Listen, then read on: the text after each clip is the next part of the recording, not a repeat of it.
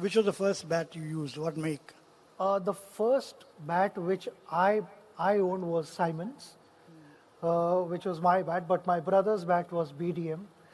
I also played with BDM later on in my career, so he was one of the guys who also helped me. So initially, everybody, all young cricketers, but I'm sure there must have been a time when you were also looking for spikes and things.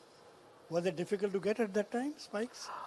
They were difficult to get. In fact, just 3 days ago we launched Praveen Amre's book, and Yeah. the first quality pair of shoes were given to me by Praveen Amre. उसके पहले तो सिर्फ देखते थे, पहन भी लिया था उनकी वजह से.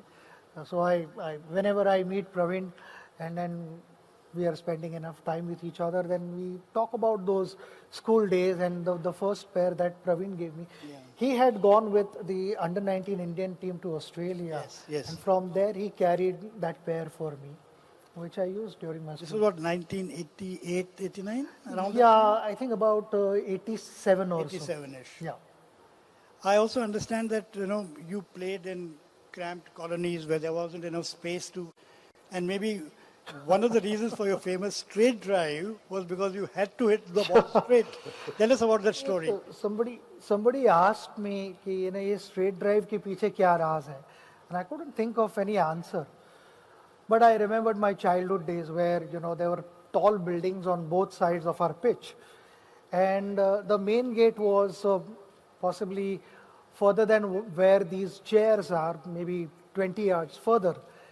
And we scored a boundary only if the ball crossed the main gate, and it was only straight.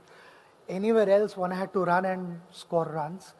But straight drive would give you a boundary without running.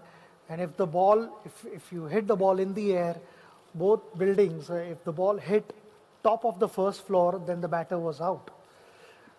So I practiced hitting straight without touching the building.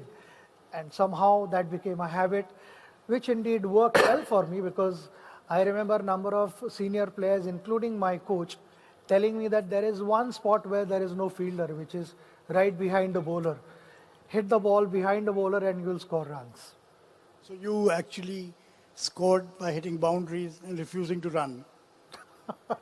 No, I would save that energy for not many other things, because I was full of energy. I was a bit of a difficult kid to manage.